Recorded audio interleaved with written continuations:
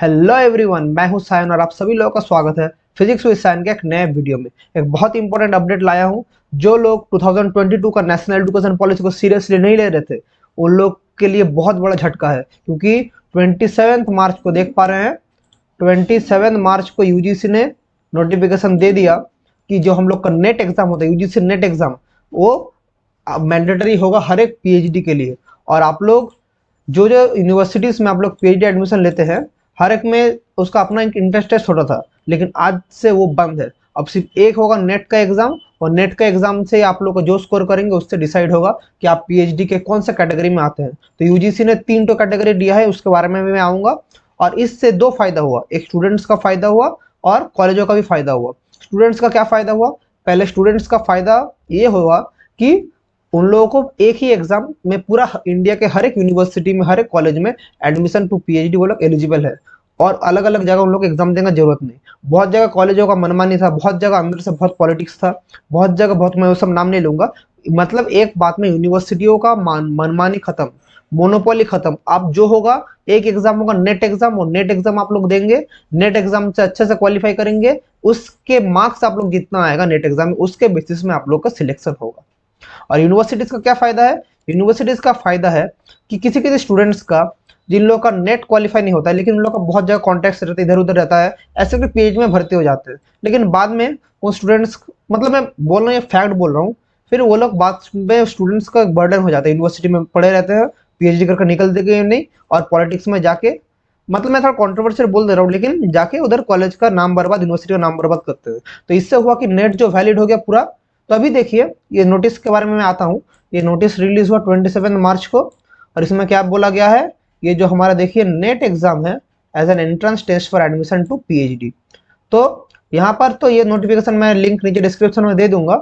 यहाँ पर देखिए, अच्छे से फोकस कीजिए। देखिए 3 कैटेगरी बोला गया है, ये जो 3 कैटेगरी दिया गया है, तो इन नेट के स्कोर से 3 कैटेगरी में आप लोग वैलिड होंगे। तो पहला वाला जो कैटेगरी है, उसमें क्या लिखा है? देखिए, admission to PhD with JRF, admission to PhD with JRF and appointment as assistant professor. तो कैटेगरी 1 क्या है? जब आप लोग अच्छे नंबर से नेट क्वालिफाई करेंगे, तो आप लोग को पीएचडी में भी एडमिशन मिल जाएगा, और आप लोग को जूनियर रिसर्च फेलोशिप जेआरएफ भी आप लोग को मिलेगा, और आप लोग असिस्टेंट प्रोफेसर के लिए भी एलिजिबल हो जाएंगे। तो ये वाला तो बोलेंगे सर पहले से था, पहले से था, लेकिन हर एक यूनिवर्सिटी में एक सेपरेट एक एंट्रेंस टेस्ट लेता था उसको पीएचडी देने के लिए, लेकिन वो हट गया।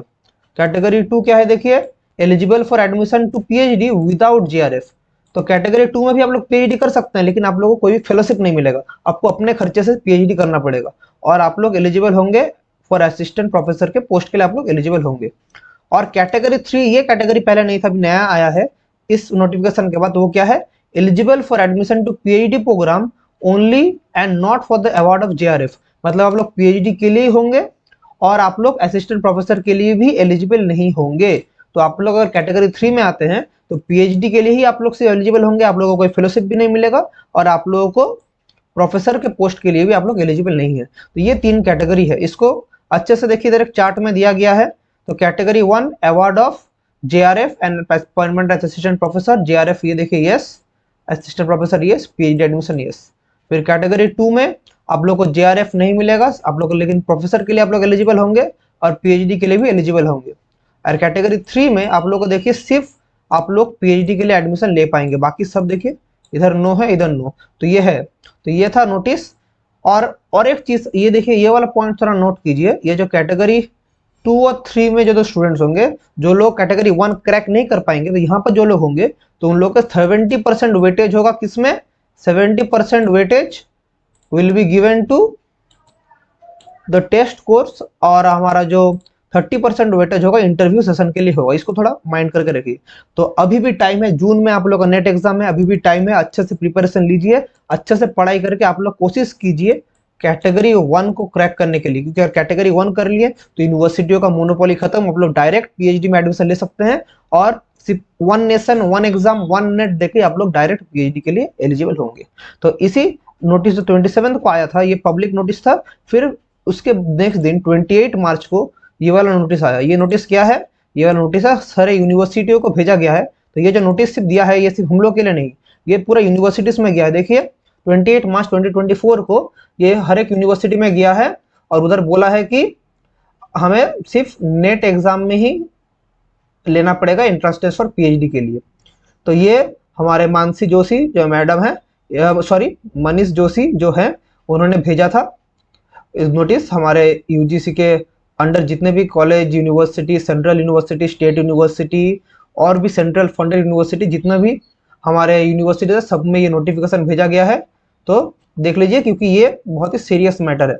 हर एक यूनिवर्सिटी अपना सेपरेट टेस्ट लेता था, लेकिन अब से वो खत्म। तो यही नोटिफिकेशन देने के लिए आप लोगों को मैं ये वीडियो बना रहा हूँ।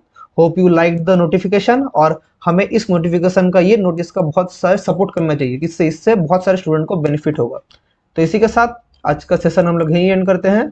Wishing you all the very best and thank you.